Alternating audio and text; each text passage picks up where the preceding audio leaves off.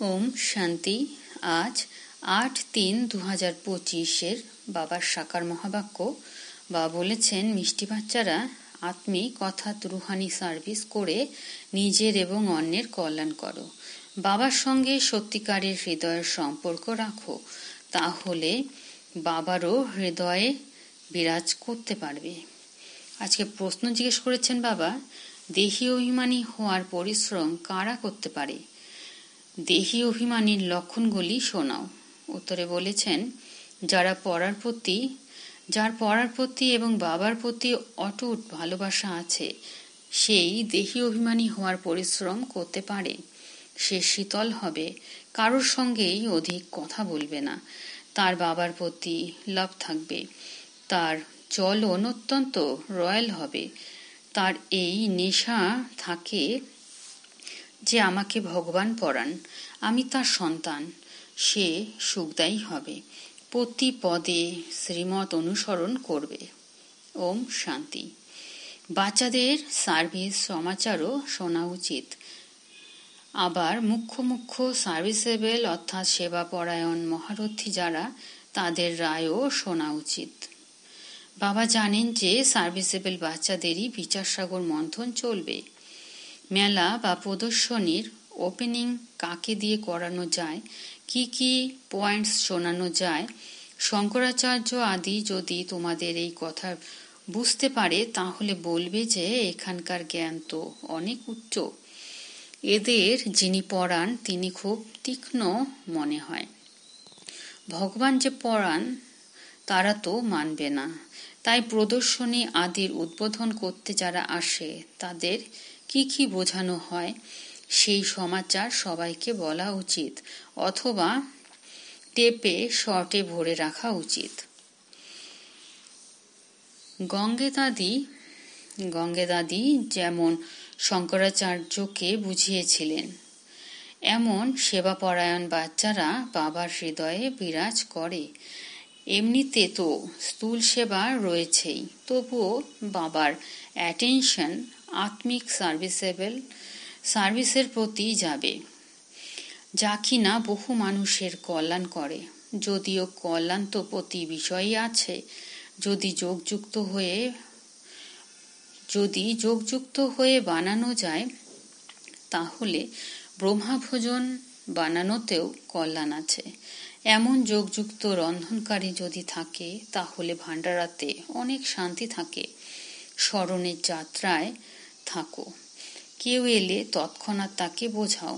বাবা বুঝতে পারেন সার্ভিসেবল বাচ্চা কারা, যারা অন্যদেরও বোঝাতে পারে, তাদেরই বিশেষ করে এই সেবার জন্য ডাকেন। তাই সেবা যারা করে তারাই বাবার হৃদয়ে বিরাজ করতে পারে। বাবার সম্পূর্ণ অ্যাটেনশনও সার্ভিসেবল বাচ্চাদের প্রতি যায়। কেউ তো সম্মুখে মূল্য শুনেও কিছুই বুঝতে পারে না, তাদের ধারণাই হয় না, কারণ অর্ধকল্পের দেহবোধের রোগ অতি দৃঢ়। খুব অল্পই তা দূর করার জন্য খুব ভালোভাবে পুরুষার্থ করে। অনেকে দেহি অভিমানী হওয়ার পরিশ্রম পর্যন্ত করে না। বাবা বোঝান, বাচ্চারা দেহি অভিমানী হওয়ায় অনেক পরিশ্রম। কেউ যদি চার্টও পাঠায়, তাও তার সম্পূর্ণ নয়, তবুও কিছু অ্যাটেনশন তো থাকে। দেহি অভিমানী হওয়ার প্রতি অ্যাটেনশন খুব কমেরই থাকে। দেহি অভিমানী খুবই শীতল হবে, তারা এত বেশি কথা বলবে না, তাদের বাবার প্রতি এত প্রেম থাকবে যে এ কথা জিজ্ঞেসই করো না। আত্মার এত খুশি হওয়া উচিত যে কখনো কোনো মানুষের তা হবে না। এই লক্ষ্মীনারায়ণের তো জ্ঞান থাকবেই না। জ্ঞান তো তোমাদের মতো বাচ্চাদেরই আছে, যাদের ভগবান পড়ান। ভগবান আমাদের পড়ান। এই নেশাও তোমাদের মধ্যে 2-1 জনেরই থাকে। যারা স্মরণে থাকে, তাদের আচার আচরণ খুবই রয়্যাল হবে। আমরা ভগবানের সন্তান, তাই এমন মহিমাও আছে। অতীন্দ্রিয় সুখের কথা গোপগোপীদের জিজ্ঞেস করো, যারা দেহি অভিমানী হয়ে বাবাকে স্মরণ করে। যারা স্মরণ করে না তাই শিব বাবার হৃদয়েও বিরাজ করতে পারে না। শিব বাবার হৃদয়ে বিরাজ করতে না পারলে দাদার হৃদয়েও বিরাজ করতে পারবে না। ওনার হৃদয়ে বিরাজ করলে অবশ্যই এনার হৃদয়েও বিরাজ করবে। বাবা প্রত্যেকের কথাই জানতে পারেন। বাচ্চারা নিজেরাও বুঝতে পারে যে তারা কি সেবা করছে।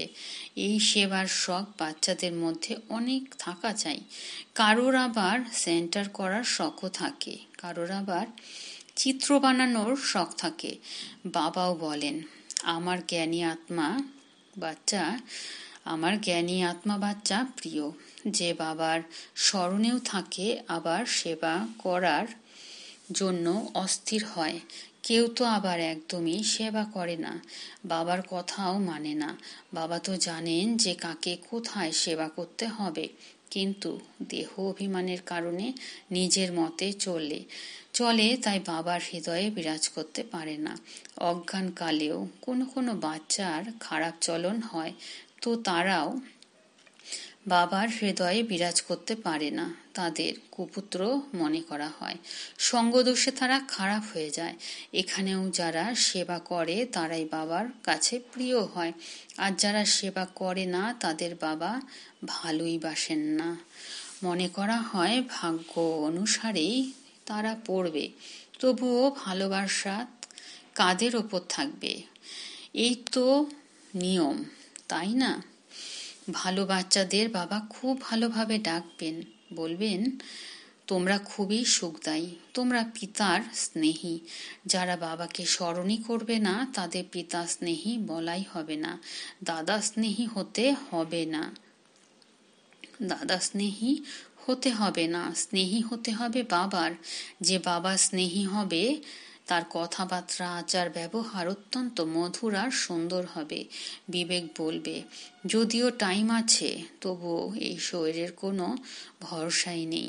বসে বসেই অ্যাক্সিডেন্ট হয়ে যায়, কারোর আবার হার্ট ফেলও হয়ে যায়, কারোর রোগ ধরে যায়, হঠাৎ মৃত্যু এসে যায়। তো এই শ্বাসের ওপর কোনো ভরসা নেই।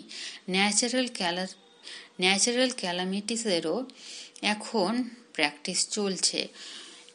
অসময়ে বৃষ্টি হলেও ক্ষতি হয়ে যায়। এই দুনিয়াই হলো দুঃখ দেওয়ার দুনিয়া। বাবাও এমন সময় আসেন যখন অনেক দুঃখ, এখানে রক্তের নদীও বইবে। এই চেষ্টা করা উচিত যে আমরা পুরুষার্থ করে 21 জন্মের জন্য কল্যাণ তো করে নেই। অনেকের মধ্যেই নিজের কল্যাণ করার ইচ্ছা দেখা যায় না। বাবা এখানে বসেও যখন মুরলি চালান তখনও বুদ্ধি সার্ভিসেবল বাচ্চাদের প্রতি থাকে। এখন শঙ্করাচার্যকে প্রদর্শনীতে ডাকা হয়েছে, নইলে এরা কোথাও যায় না। এদের অনেক অহংকার, তাই এদের সম্মানও করতে হয়, ওপরে সিংহাসনে বসাতে হয়। এমন নয় যে সাথে বসতে পারে, তা নয়। এদের অনেক সম্মান করা চাই। নির্মাণ হলে তবে এরা রূপ ইত্যাদি সিংহাসন ত্যাগ করতে পারবে। বাবাকে দেখো কত সাধারণ থাকেন, কেউই জানতে পারে না। বাচ্চারা তোমাদের মধ্যেও খুব সামান্যই জানে বাবা কত নিরহংকারী। এ তো বাবা আর বাচ্চাদের সম্বন্ধ, তাই না? লৌকিক বাবা যেমন বাচ্চাদের সাথে থাকে, তাদের নিজের হাতে খাওয়ায়, ইনি হলেন অসীম জগতের পিতা। সন্ন্যাসীরা কিন্তু বাবার এই প্রেম পান না। বাচ্চারা, তোমরা জানো যে কল্পে কল্পে আমরা বাবার ভালোবাসা পাই। বাবা তোমাদের ফুলে পরিণত করার জন্য অনেক পরিশ্রম করেন, কিন্তু এই নাটকের নিয়ম অনুসারে সবাই তো আর ফুলে পরিণত হয় না। আজ খুবই ভালো থাকে, কাল আবার বিকারী হয়ে যায়। বাবা বলবেন, ভাগ্যে না থাকলে আর কি করবে? অনেকের চলনই খুব খারাপ হয়ে যায়, আজ্ঞার উল্লঙ্ঘন করে ফেলে। ঈশ্বরের মতে না চললে তাদের কি পরিণাম হবে? উচ্চ থেকে উচ্চ হলেন বাবা, আর তো কেউই নেই। এরপর যখন দেবতাদের চিত্র দেখবে তখন দেখবে।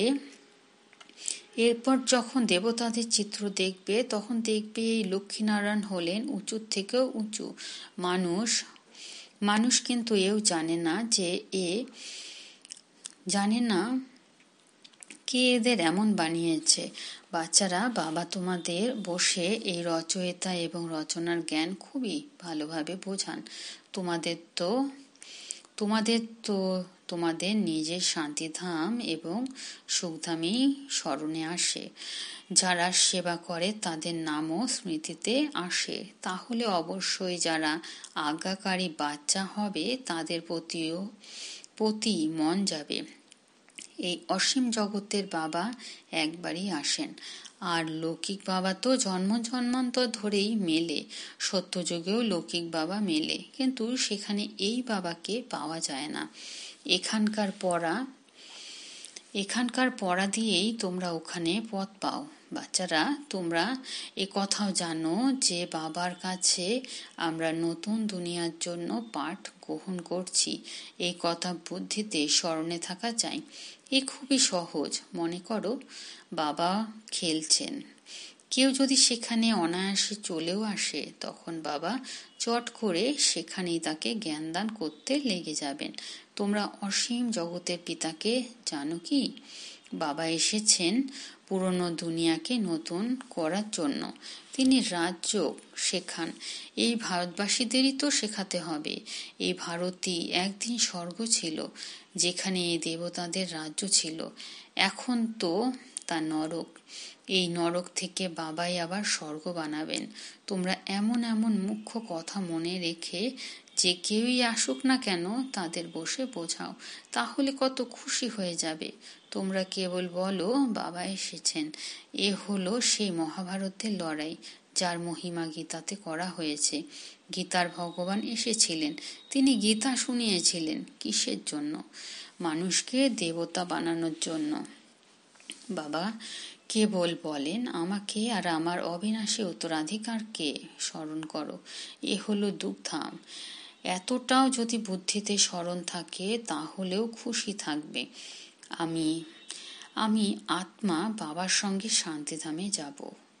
তারপর ওখান থেকে প্রথম দিকে অভিনয় করতে আসবো সুখধামে।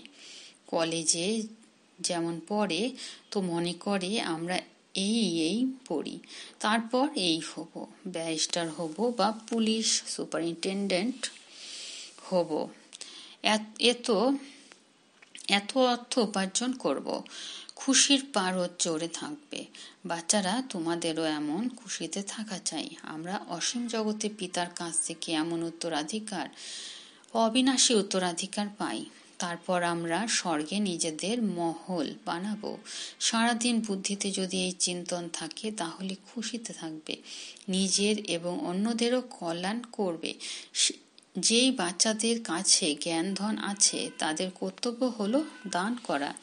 যদি ধন থাকে অথচ দান না করে তাহলে অমানুষ বলা হয়। তাদের কাছে ধন থেকেও যেন নেই।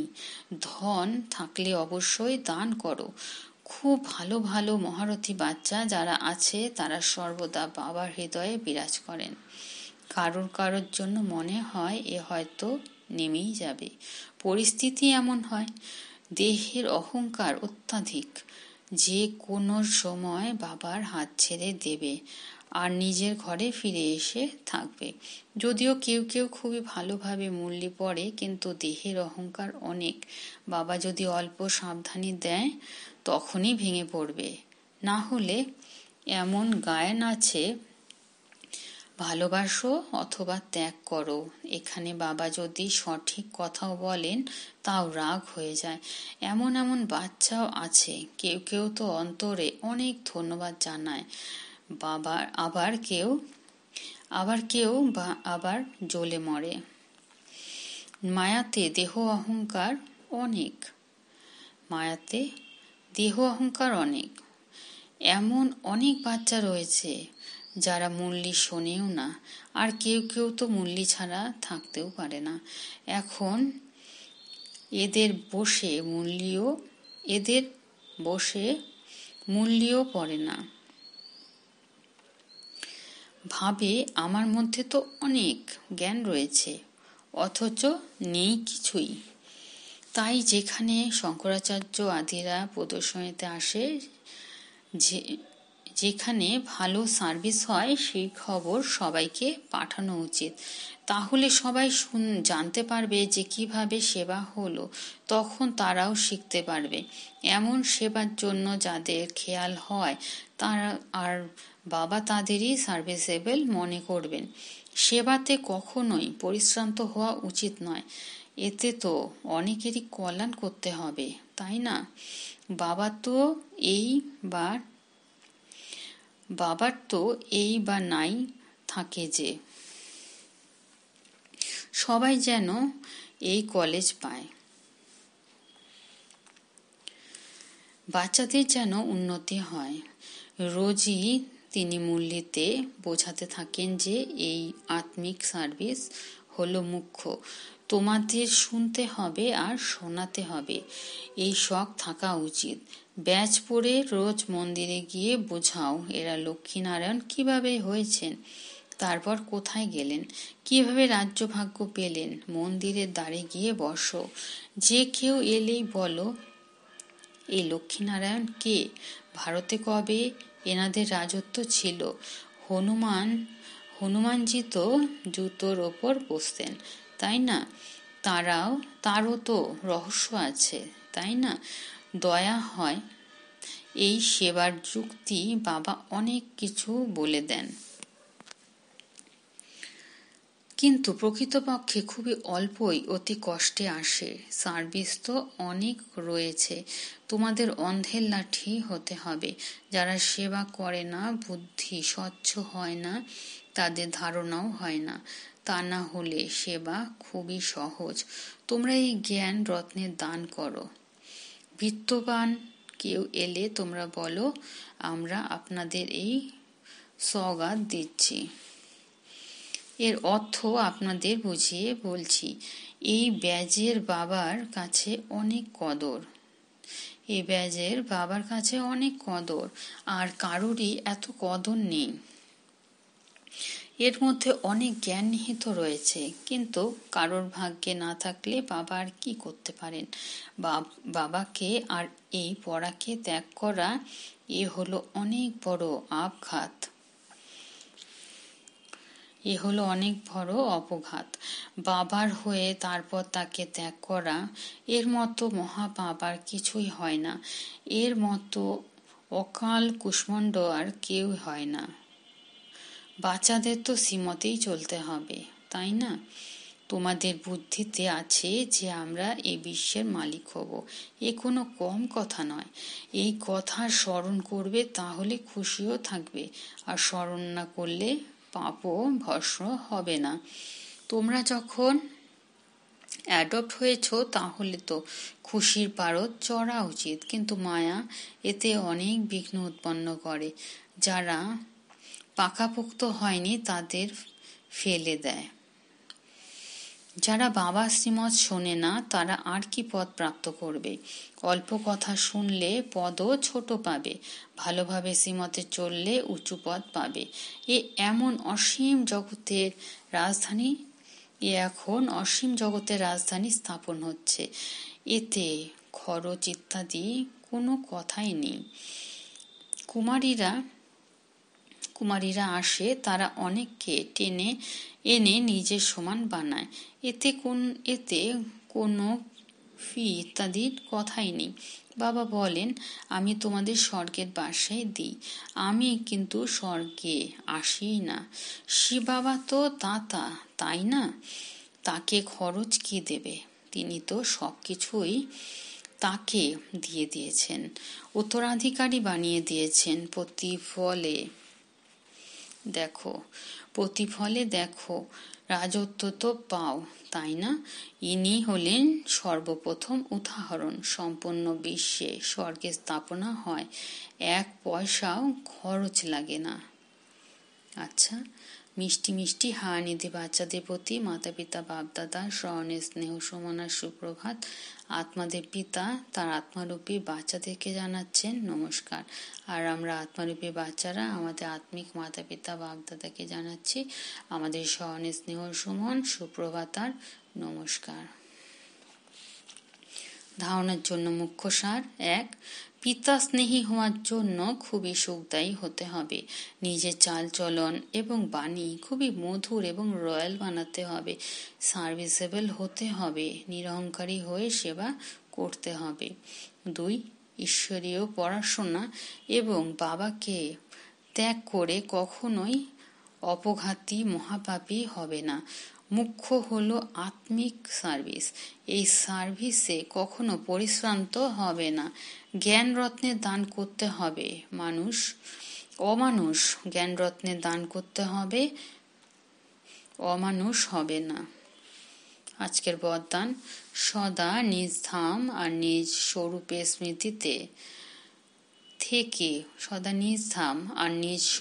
স্মৃতিতে থেকে উপরাম, ডিট্যাচ আর প্রিয় ভব। বিস্তারে বলেছেন বাবা, নিরাকারী দুনিয়া আর নিরাকারী রূপে স্মৃতিতে সদা ডিট্যাচ আর প্রিয় বানিয়ে দেয়। নিরাকারী দুনিয়া আর নিরাকারী রূপে স্মৃতি সদা ডিট্যাচ আর প্রিয় বানিয়ে দেয়। আমরা হলামই নিরাকারী দুনিয়ার নিবাসী। এখানে সেবার জন্য অবতীর্ণ হয়েছি। আমরা এই মৃত্যু লোকের বাসিন্দা নই। শুধু দেবতা, শুধু অবতার হয়েছি। কেবল এই ছোট কথাটি স্মরণ রাখো, তবে উপরাম হয়ে যাবে।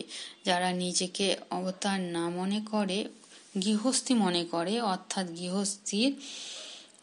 নিজেকে অবতার মনে না করে গৃহস্থী মনে করে, অর্থাৎ গৃহস্থীর গাড়ি আবর্জনাতে ফেসে থাকে। গৃহস্থী হলো ভারী বোঝার স্থিতি আর অবতার হলো একদমই হালকা। অবতার মনে করলে নিজের আপন ধাম, আপন স্বরূপ স্মরণে থাকবে আর উপরাম হয়ে যাবে। আজকের স্লোগান: ব্রাহ্মণ হলো সে যে শুদ্ধি আর বিধিপূর্বক প্রতিটি কার্য করে। ব্রাহ্মণ হলো সে যে শুদ্ধি আর বিধিপূর্বক প্রতিটি কার্য করে। অব্যক্ত ইশারা: সত্যতা আর সভ্যতা রূপী কালচারকে ধারণ করো। বাবা বললেন, যারা নির্মাণ হয় তারাই নবনির্মাণ করতে পারে। শুভ ভাবনা এবং শুভ কামনার বীজই হল নিমিত্ত ভাব আর নির্মাণ ভাব। লৌকিক জগতের মান নয়, অর্থাৎ নির্মাণ। এখন তোমাদের জীবনে সত্যতার সভ্যতার সংস্কার ধারণ করো। যদি না চাইতেও কখনো ক্রোধভাব, বিরক্তিভাব এসে যায়, তখন হৃদয় থেকে বলো মিষ্টি বাবা, তাহলে এক্সট্রা সহায়তা প্রাপ্ত হয়ে যাবে। আচ্ছা, ওম।